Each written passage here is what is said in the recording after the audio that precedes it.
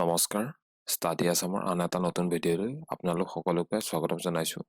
আজি আমি এই ভিডিঅ'ত কেইটামান ইম্পৰ্টেণ্ট ৰিজনিঙৰ কুৱেশ্যন ডিছকাছ কৰিম।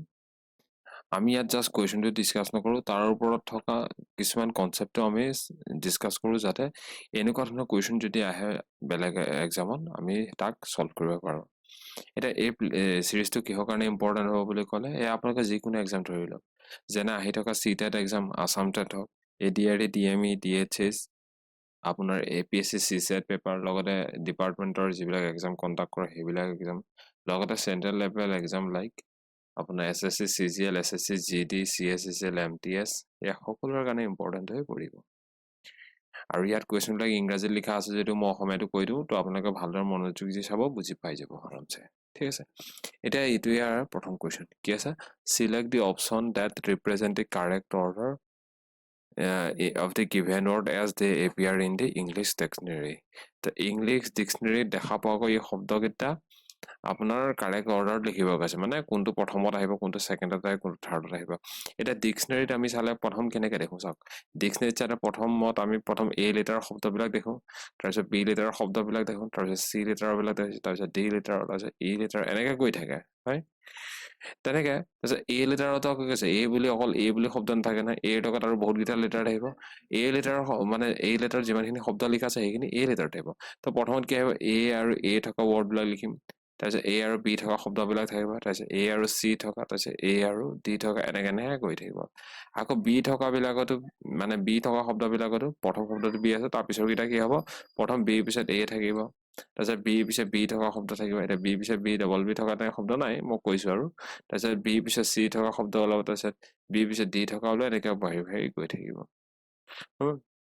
তাৰপিছত প্ৰথম তাৰপিছত B A হৈ গ'ল নহয়, তাৰপিছত এনেকৈ চাব আকৌ B A A, তাৰপিছত B B B, এনেকৈ শব্দবিলাক B A B, B A C, এনেকুৱা শব্দবিলাক বাঢ়ি বাঢ়ি গৈ থাকিব। তো ডিকশ্যনেৰীত এনেকৈ শব্দবিলাক লিখা থাকে। এতিয়া আমি কেছে এই কুৱেশ্যনটো এতিয়া ছল্ভ কৰোঁ। কি লিখা আছে চাওক, ইয়াত কেছে শব্দকেইটা লিখা আছে, এই কেলামিটি, কেলছিয়াম, কেলকুলাছ, কামলি, তাৰপিছত কেলৰিজ, কেলেণ্ডাৰ, এইকেইটা শব্দ লিখা আছে। কোনটো ইংলিছ ডিকশ্যনেৰী প্ৰথম ল'ব, কোনটো শেষত ল'ব, এইটো সুধিছে। এতিয়া ইয়াত আপুনি অবজাৰ্ভ কৰিলে CAL গোটেইকেইটাতে আছে, দেখিছেনে? ইয়াত কি আছে, CAL বোলা ৱৰ্ডটো গোটেইকেইটাতে আছে হয়। এই CAL ইয়াতো আছে, ইয়াতো আছে, ইয়াতো, ইয়াতো, ইয়াতো, ইয়াতো, গোটেইকেইটাত আছে। তো আমি তাৰ পিছৰ শব্দকেইটা চেক কৰোঁ। প্ৰথমতে A কোনটোত আছে, B কোনটোত আছে, এনেকৈ চাওক। এতিয়া কেনেকৈ ছল্ভ কৰিম, এতিয়া আমাৰ CALটো গোটেইখিনিতে আহি আছে। এই CALটো গোটেইখিনি মই লিখি দিছোঁ। পৰীক্ষাত এনেকৈ নকৰিব, পৰীক্ষাত ডাইৰেক্টলি কৰিব। মই CL ইয়াতো আছে, তো CL CL CL CL CL, 6টা শব্দ আছে, তো 6টা মই লিখি দিলোঁ। এতিয়া পিছৰ শব্দকেইটা আমি চাব লাগে, কোনটো প্ৰথমত আহিব, অৰ্ডাৰকেইটা আমি চেক কৰিলে হৈ গ'ল। এতিয়া CALৰ পিছত প্ৰথমত আছে A, তো A থকা শব্দটো প্ৰথমত আহিব লাগে। তো A থকা শব্দ আৰু আছে নেকি CALৰ পিছত, নাই। তো প্ৰথমত কোনটো আহিব, 1 নম্বৰ যিটো শব্দ আছে, এই শব্দটো চবচে প্ৰথমত আহিব। নেক্সট তাৰপিছত কি হ'ব, এৰ পিছত কি আহিব লাগে, B আহিব লাগে। B শব্দ ইয়াত আছে নেকি, নাই। C আছে, চাওক C 2 নম্বৰ অপশ্যনটোত আছে, 3 নম্বৰটোত আছে। তো মানে কি আছে, 2 নম্বৰত কি আহিব, 2 নম্বৰত আইদাৰ 3 নম্বৰ শব্দতে আহিব, আইদাৰ 2 নম্বৰ শব্দতে, কোনোবা এটা আহিব। এইটো যদি 2টা আহে, 3টা আহিব, তেনেকুৱা কথা। তো 2 নম্বৰত কি আহিব চাওক, 2 নম্বৰত Cটো ইয়াতো আছে, Cটো ইয়াতো আছে, মানে ইয়াত কি আছে, Cটোতো 2টাতে আকৌ কমন আছে। নেক্সট শব্দটো এতিয়া চেক কৰক, ইয়াত কি আছে, I আছে, নেক্সট শব্দটো I আছে, ইয়াত আছে কিমান, U। তো I আৰু U মাজত কোনটো প্ৰথম আহিব বুলি ক'লে, Iটো প্ৰথমত আহিব। তো কি হ'ব, কেলছিয়ামটো মানে 2 নম্বৰত আহিব, হ'ব। তো কেলছিয়ামটো 2 নম্বৰত হ'ব, 2 নম্বৰটো ইয়াত আহিলে, তেতিয়াহ'লে পিছৰ শব্দ কেলকুলাছ, তো কেলকুলাছটো ইয়াত আহিব, 3 নম্বৰত আহিব। তো বুজি পাইছে, 1 2 3টো মিলি আছে। ইয়াতে চাওক 1 2 3 1 2 3 মিলি আছে, 1 2 3 এইকেইটা মিলি থকা নাই। তো অপশ্যন এই দুটাতে ইলিমিনেট হৈ গ'ল। নেক্সট এটা আকৌ চাওঁ, তাৰপিছত কি আছে, নেক্সট আপুনি CALC লগা হৈ গ'ল। এবাৰ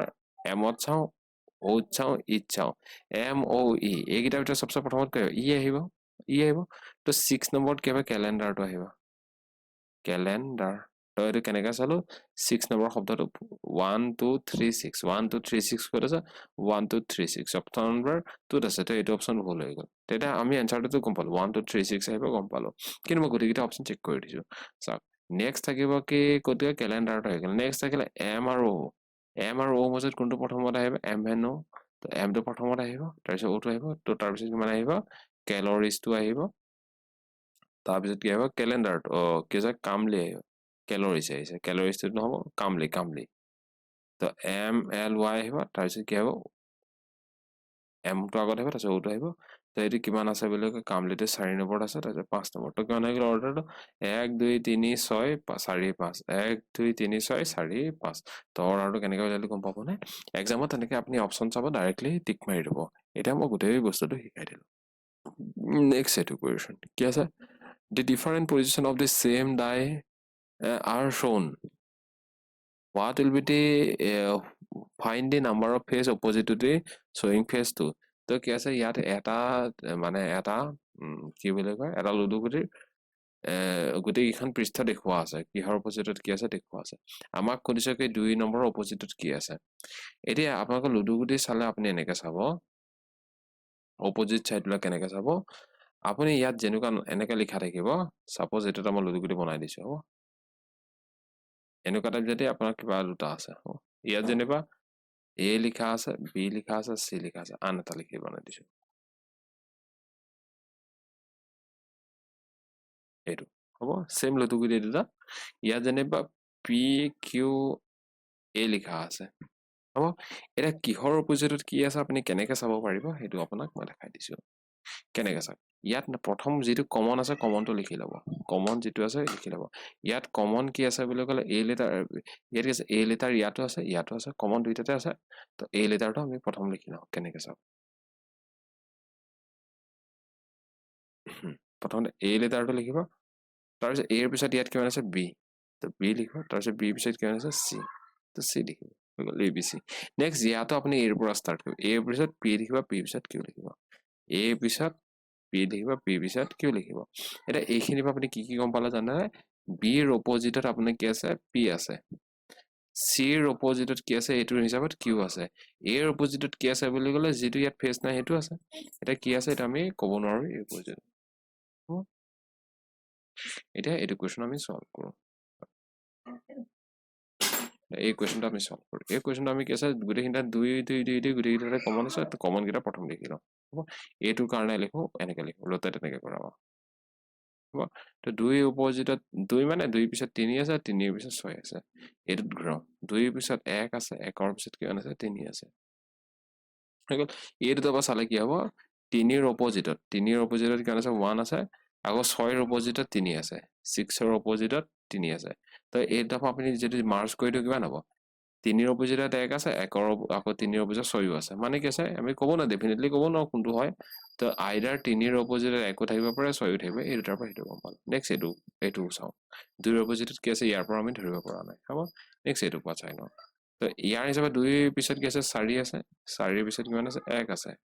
তো এইটোৰ হিচাপত আকৌ চাবলৈ গ'লে কি আছে 1 ৰ অপজিটত 4 আছে 1 ৰ অপজিটত কিমান আছে এইটোৰ হিচাপত চাব 1 ৰ অপজিটত 4 আছে 3 ৰ অপজিটত আকৌ 1 আছে তো এইটো অলৰেডি এইখিনিৰ পৰা পাই আছো তো 1 ৰ অপজিটত 4 আছে 1 ৰ অপজিটত 3 আছে 6 আছে তাৰ অপজিটত 4 আছে তো কি আছে মানে আমি ডেফিনেটলি ক'ব পৰা নাই হ'ব ডেফিনেটলি আমি ক'ব পৰা নাই কিন্তু নাম্বাৰ কেইটামান এলিমিনেট হৈ গ'ল কি গম পায় না কি 3 ৰ অপজিটত 1 হ'ব পাৰে 6 হ'ব পাৰে 4 হ'ব পাৰে কিন্তু কি হ'ব না 2 আৰু 5 হ'ব নাই তো 2 আৰু 5 তো হ'ব নাই তে 2 আৰু 5 তো কি হ'ব তাহলে 2 ৰ অপজিটত 5 হ'ব নাই 2 ৰ অপজিটত থাকি গ'ল 2 আৰু 5 তো 2 ৰ অপজিটত কিমান থাকিব 5 থাকিব তো 2 ৰ অপজিটত কিমান থাকিব 5 তো option number 4 is the correct answer next এইটো question কি আছে the second number in the given number pair is obtained by performing a certain mathematical operations on the first number কি আছে প্ৰথম সংখ্যাটোত কিবা mathematical operations দিয়াৰ কাৰণে ফাৰ্স্ট নম্বৰ সাপোজ এইটো A লিখি দিছে এইটো B লিখি দিছে হ'ব তো ফাৰ্স্ট নম্বৰটোত কিবা mathematical operation কৰাৰ পিছত আমি কি বোলে সেকেন্ড নম্বৰটো পালো same operation is followed in all the pairs except one কি আছে ইয়াত যেটো অপাৰেশন চলিছে বাবা যিকোনো মানে অপাৰেশন যেটোৱে চলিব গোটেইখিনি পেয়াৰতে একেটা অপাৰেশনে চলিব একেটা ক্যালকুলেশনছ চলিব except one কি আছে find the odd pair মানে যেটো আপোনাৰ except one বুলি লিখা আছে যেটোত হেতু অপাৰেশন চলা নাই অপশনটো হেতু খুলিছে কি কৰিছে মই এটো চাই দেখি চাওক এটা ইয়াত মই যদি অপাৰেশনটো ফাৰ্স্ট কোৱেশ্চনটো কাৰণে অপাৰেশনটো মই চেক কৰো ফাৰ্স্ট নম্বৰটো চাওক ফাৰ্স্ট নম্বৰটো যেটো দি আছে তাৰ স্কোয়াৰৰ ওচৰে পাজৰে আছে না চাওক প্ৰথম 8 আছে 8 ৰ স্কয়াৰ কৰিলে কিমান হ'ব 64 তাৰ পৰা দুই এটা কম আছে মই ভাবি ললো প্ৰথম অপাৰেচন a স্কয়াৰ মাইনাস 2 হৈ আছে হয় second question check operation check কৰো সেকেন্ডে কি আছে 10 আছে 10 ৰ পিছত 100 হৈ গৈছে 10 ৰ স্কয়াৰ কৰিলে 100 হ'ব সেকেন্ডত কি আছে a স্কয়াৰ এটা থাৰ্ডটো আমি চেক কৰিলে উত্তৰটো ওলাই যাব আইদাৰ এটো অপচন ভুল হ'ব নহবা এটো অপচন ভুল হ'ব কিয় কাৰণে এটো তাতে যেতিয়া কন্ট্ৰাডিক্ট কৰি আছে এটা থাৰ্ডটো যেটো আপোনাৰ কেছে ফলো কৰি থাকিব হেটো এনসাৰটো হ'ব এটো ফলো কৰি থাকিলে এটো ভুল হৈ যাব এটো ফলো কৰি দিলে এটো ভুল হৈ যাব এটা থাৰ্ডটো আমি চেক কৰিম থাৰ্ডটো 14 স্কয়াৰ কৰিলে কিমান হ'ব 196 তাৰ পৰা আকৌ দুই এটা কম তাৰ পৰা দুই এটা কম মানে ফলো কোনটো কৰি আছে এক নম্বৰ অপচনটো ফলো কৰি আছে a স্কয়াৰ না ডাইৰেক্টলি স্কয়াৰ না তাৰ পৰা দুই এটা কম আছে তো কৈছে ডাইৰেক্টলি স্কয়াৰ এটো হৈ আছে তো এটো অপচন ভুল হ'ব এটো একবাৰ চেক কৰিলে 4 নম্বৰ চাওক 12 স্কয়াৰ কৰিলে 144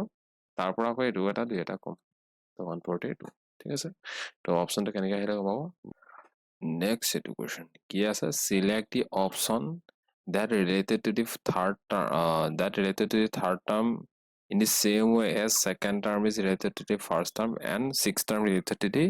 fifth term মানে কি কৈছে ইয়াৰ এই question mark জেগাত কি আহিব হেতু খুদিছে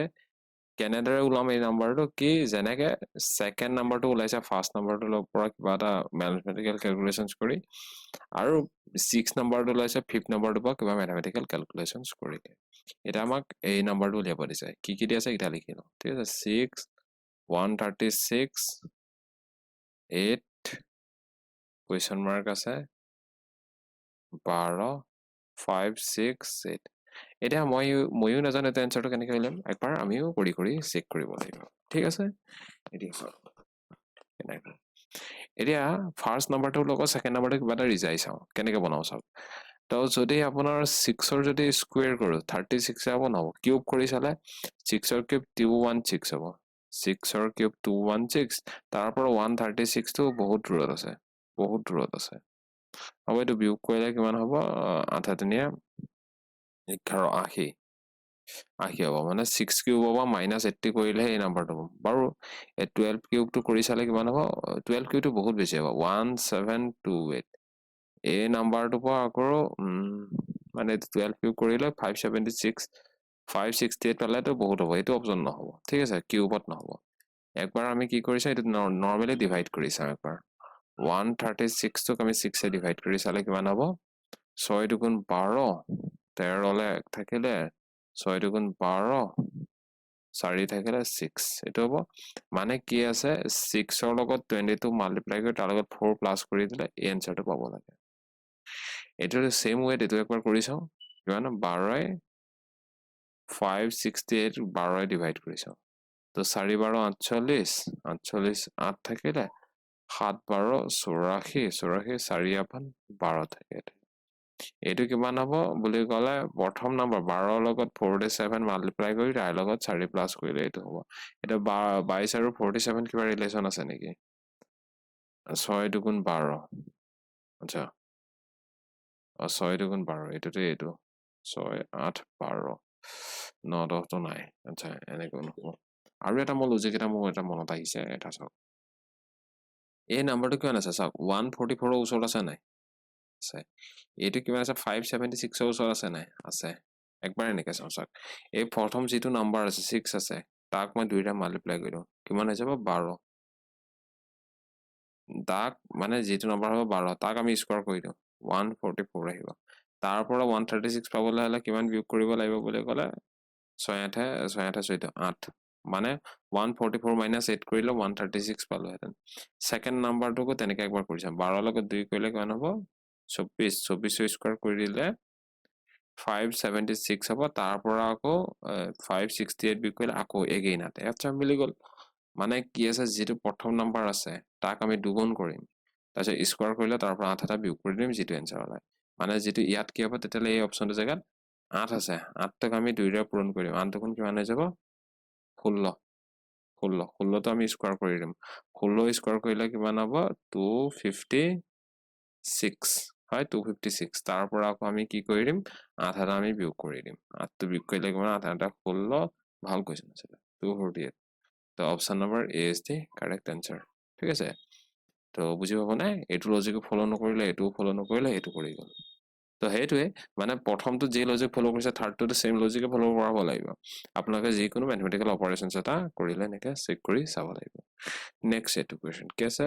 Select the correct combination of the mathematical signs that can sequentially replace the sign and balance the replace the star mark sign and balance the given equation. এটা ইয়াত কেছে ইকুৱেশ্যনটো মানে শুদ্ধ কৰিবৰ কাৰণে কুৱেশ্যন মাৰ্কৰ জেগাই জেগাই কোনকেইটা চিম্বল আমি বঢ়াব লাগিব প্ৰথমত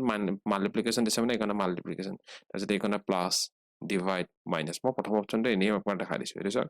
এই প্ৰথমটোত মানে মাল্টিপ্লিকেশ্যন কৰিব তাৰপিছত এইটো প্লাছ বহিব তাৰপিছত এইটো হিচাপত আৰু হৰণ কৰিব তাৰপিছত এইখনে বিয়োগ কৰিব আৰু ইকুৱেল 15 হয় নহয় তেনেকৈ আমি চেক কৰিব লাগিব ইয়াৰ অকণ চেক কৰাও অকণ টাইম কনজিউমিং হ'ব সেইটো কাৰণে অকণমান আমি কি বুলি কয় অকণমান লজিক অকণ ফ'ল' কৰিলে কৰি চাওঁ এতিয়া চাওক কি বুলি কয় যদি হৰণ চিনডাল আছে হৰণডাল যদি এইখিনিতে দি দিওঁ ছেকেণ্ড টাৰ্মৰ হৰণ দি দিওঁ হৰণ দি দিলে 3 7 হৰণ নাযাব নহ'ব